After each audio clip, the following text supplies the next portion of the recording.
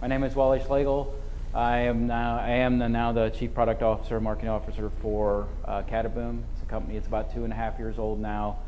We've developed a product for instantly launching gamification of prizing.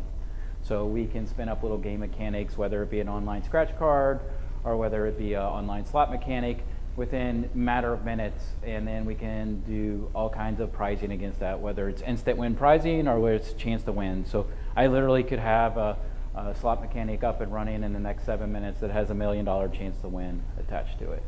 So I call it, we took a 7-week process and put it down to 7 minutes.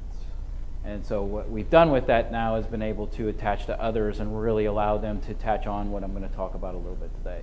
My background is I've been in a number of different industries, started out in telecom and went through the Ericsson world, worked at Kraft Foods and with Cadbury for a while at Fossil. So I've been in fashion, been in CPG, been around gaming, been around telecom, and now really much pure marketing and what I call incentivized marketing. So with that, what I'm going to talk about a little bit today is this whole concept of about think content, not coins, think prizing, not just coins. Just to get a little bit of feel for my audience, because I might be able to direct this one way or another. How many in here are more marketing? More of actually a developer, gaming developer? Other? Okay. And what would that be? Online gaming. Okay.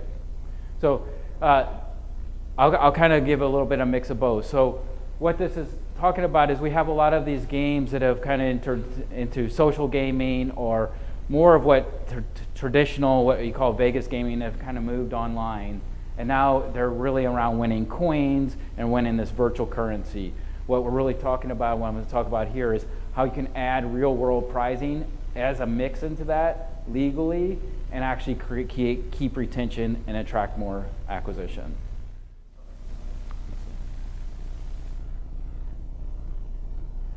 So acquisition, everybody's very familiar with acquisition. Attracting consumer is not cheap. I walked around this for the last couple days. Everybody's saying they can help you acquire, and then you have a lot of competitors just in this room alone.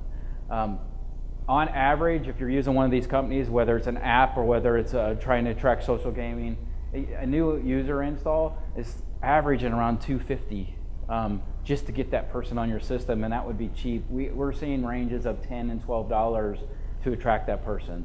The sad part about this is almost a fourth of those people that download an app, or a fourth of the people that actually go online and play your social game, are gone the next day. So that's like lost money.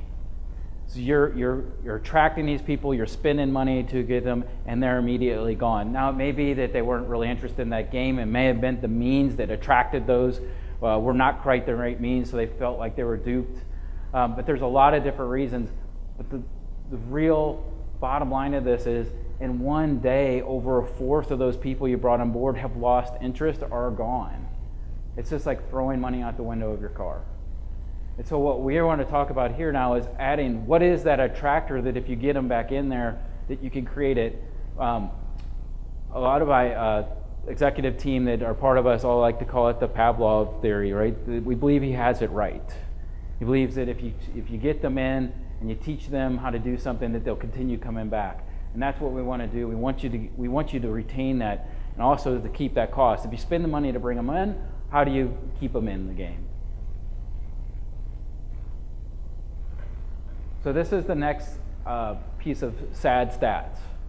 So people in general have short attention spans. So if you have a really good app and you have a really good online game and they're attracted to it, you're going to keep them. But 77% of users delete their apps or quit playing their games after their first installation. 77%. After 3 days.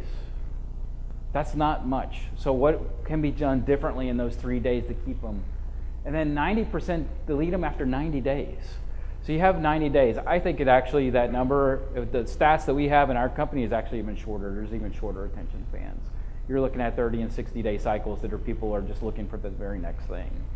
But what we're also starting to see now is by adding something different into the game. It brings the real world stuff into play, whether it be gift cards, whether it be a chance to win a big prize, or whether it be content, which we'll talk a little bit on here, that you can gather another level of potential. They like the game, they like the mechanism, they enjoy it, but there's something more to it.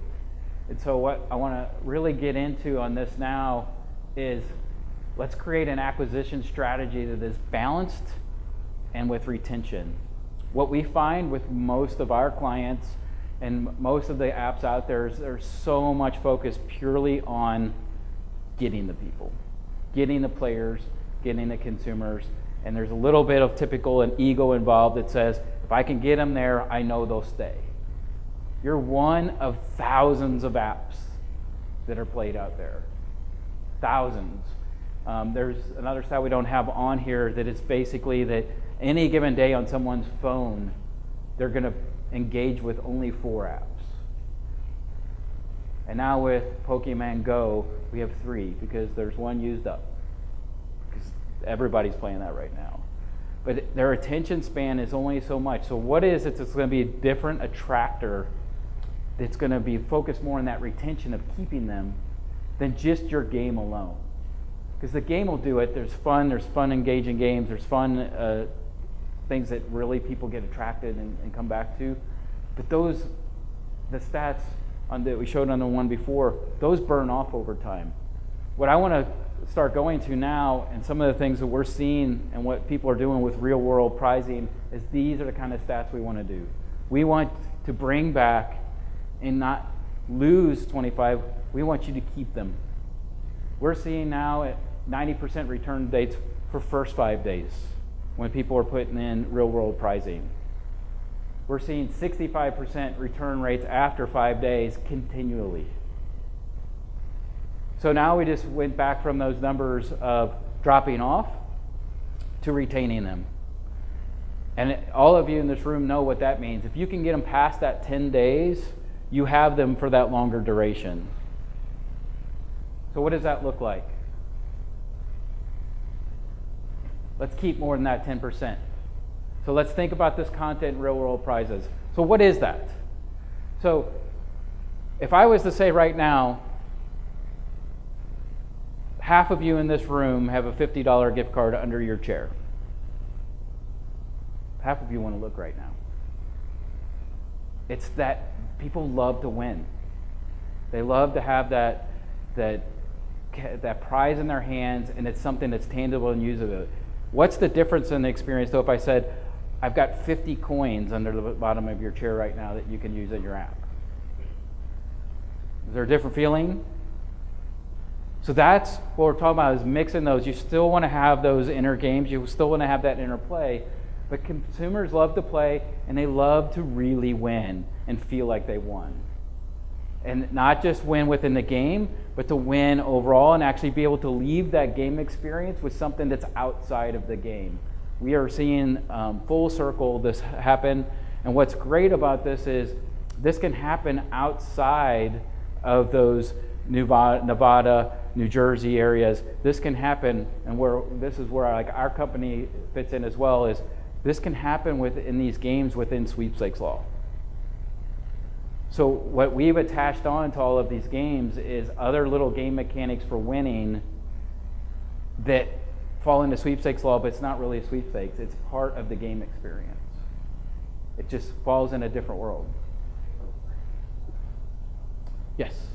The only difference between New York and Florida is they have bonding requirements.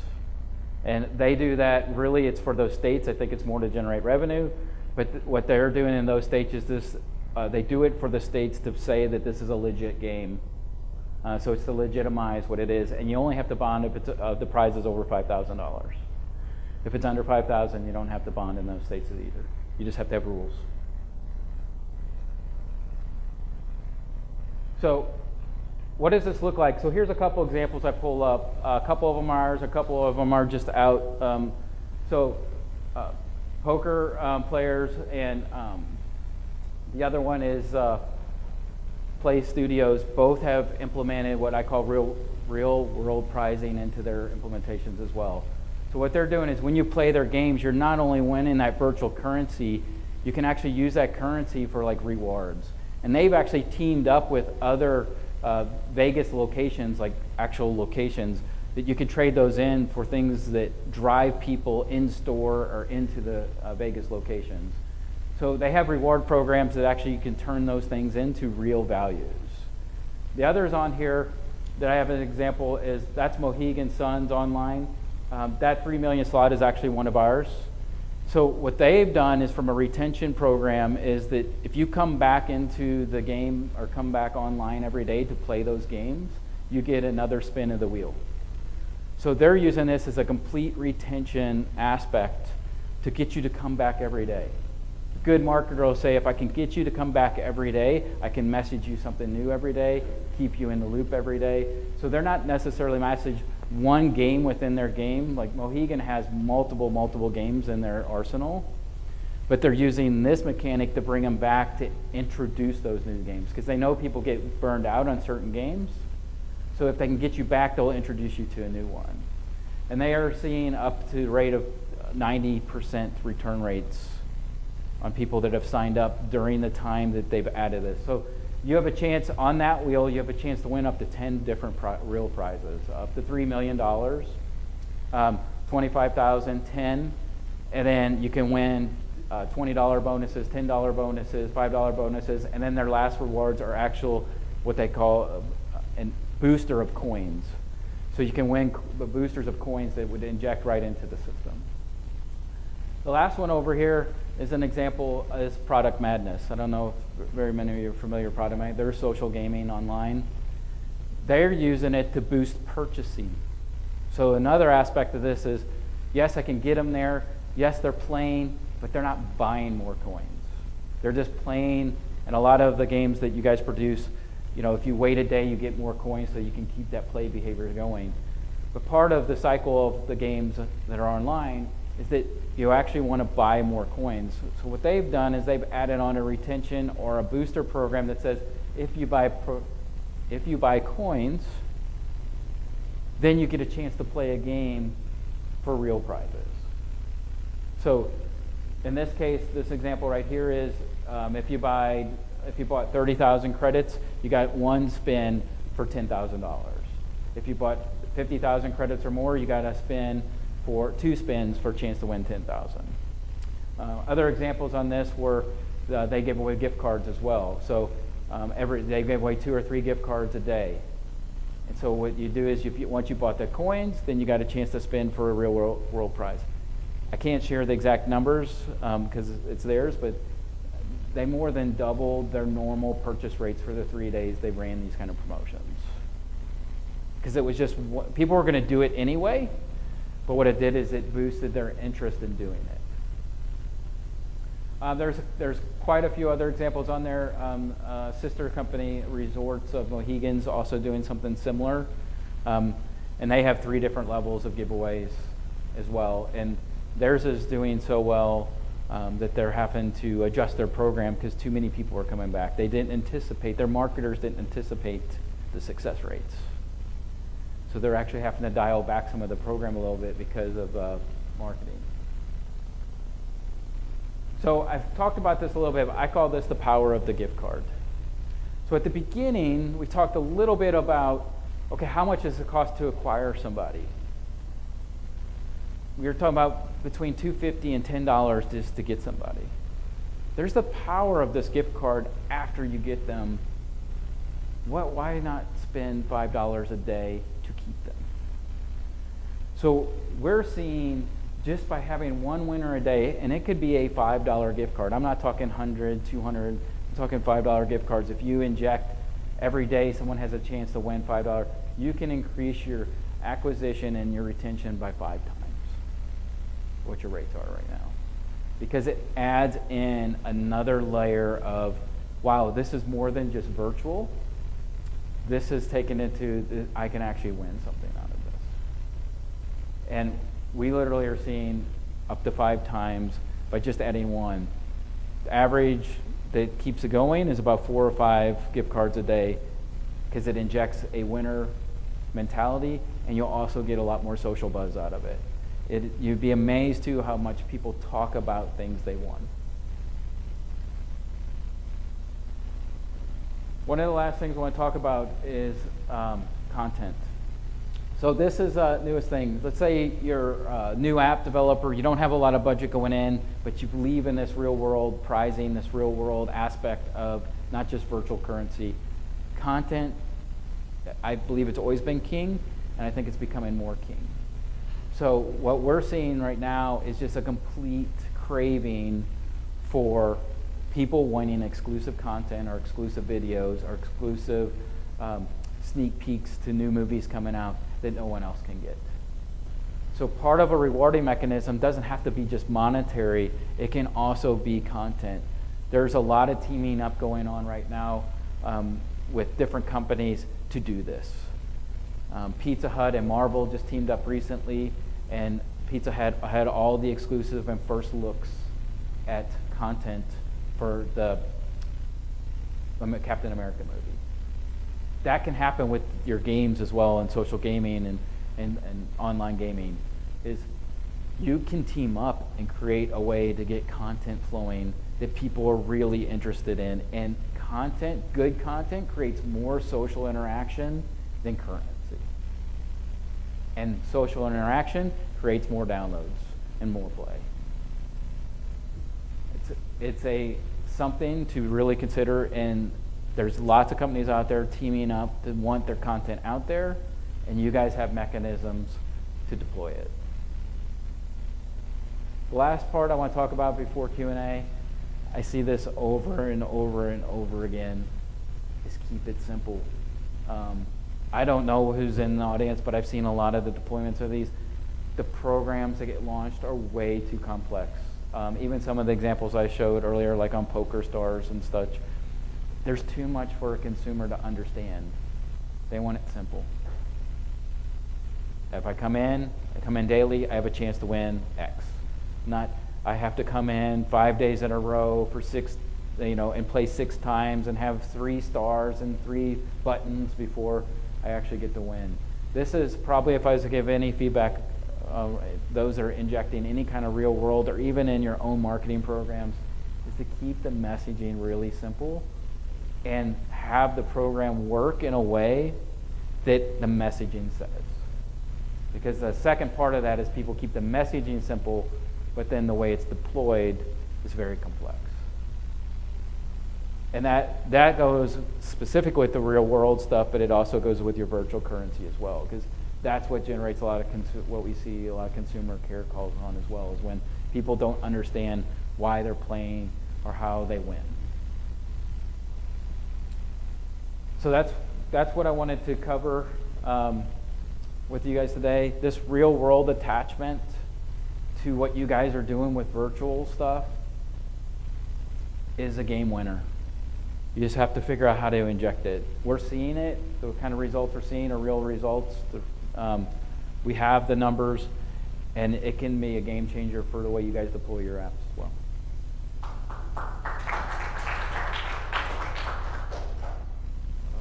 Thank you. A quick question. What about, we all know My Wakers app, but what about retail brands like Target, Costco, Westfield, shopping malls? Have any of these major retail brands that have all of these products and gift cards and all that stuff, has anybody tried this or in the process of trying it? Just wondering how far this has gone, because it's interesting numbers and they like numbers as anybody else in the business. Yeah, so you're talking about the aspect of winning and pricing and promotions in like a retail aspect? Yeah. Yes, it's been a common thing for retailers for a long time. What we're working directly with retailers on right now is driving foot traffic.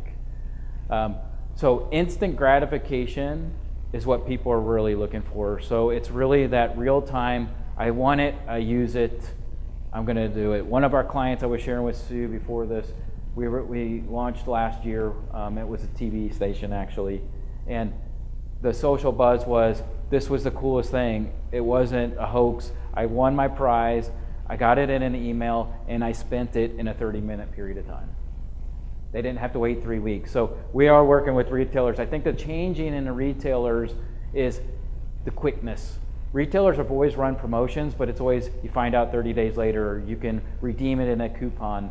What we're working with retailers right now is more of the real time. And then we're also working with them on programs on how to actually get people to come back to their apps and their app strategies.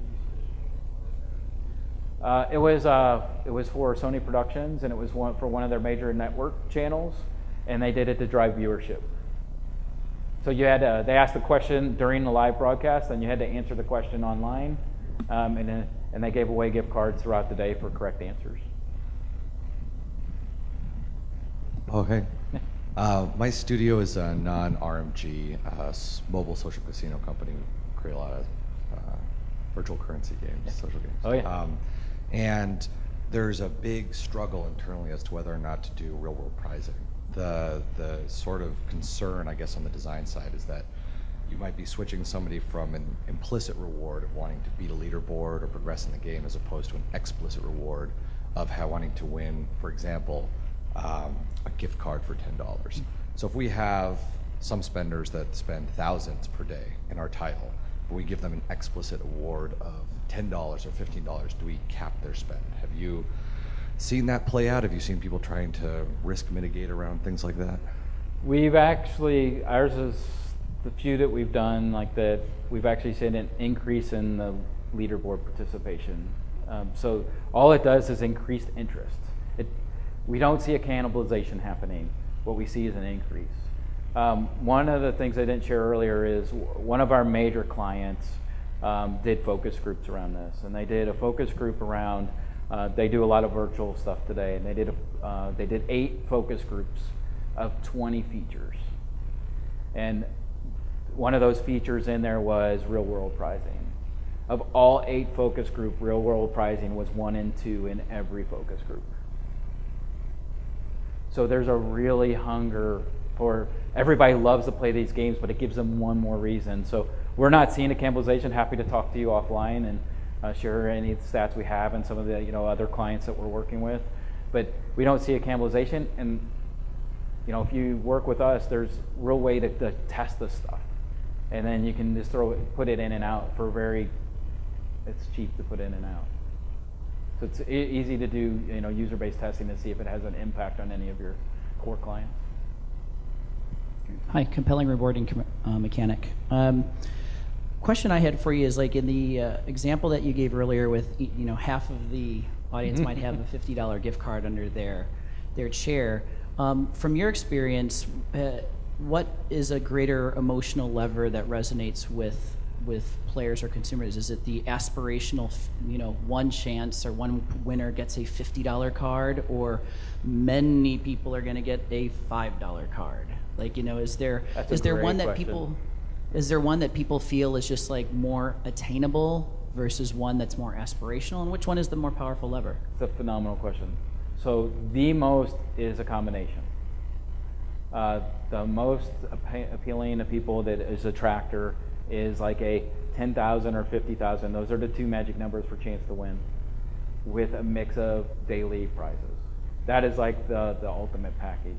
If you were to exchange one for another, we see more interaction for the daily winners than the big chance. We think we've seen a shift in that because 10 years ago, the $1 million prize was everybody was attracted to. But now everybody's just so hungry for the instant prize. They don't like to wait. This whole group doesn't like to wait anymore. The new millennials and that, they want it now. And they would rather have a $25 gift card now than to wait to find out that they won some kind of big prize later. So the ultimate is a mix, to have like a chance and then daily prizing. The other is the lots of little prizes gets a lot more interaction. Thank you. So I've run a lot of sweeps, and my legal team reviews every single line, and then we get bonded in New York and Florida, and I wait 30 days and I have an alternative method of entry, and I get no social out of it because by the time a winner is announced, and I have to contact my first winner, and if they don't reply, then I have to contact the second, and oftentimes I go to the third or the fourth, so it's like 60, 90 days after the contest. So what is your magic wand that lets you do these instant rewards like across, let's say, all 50 states, maybe even the world, I don't know? Like, how do you actually do this in a way that like my legal team would say, okay, that works? So One is everything that's not gaming falls under sweepstakes law. So I'm trying to lobby for that there needs to be a new area that's more loyalty and more, but everything falls. So where we're seeing the most success though is on instant. So part of like the Cataboom engine that has helped do this is sweeps, what people generally look at sweeps is you're collecting a bunch of names and then you're drawing at the end. That still exists. We do it in a lot of ours as well. But what we believe and what we see catching on more is that instant gratification. You play, you instantly win, we instantly send you the reward. There's no checking, there's no you get it. So you put your email in and we send it right to you right then. So whether it be a gift card or content or another gameplay, you get it real time the minute you won. There's no waiting.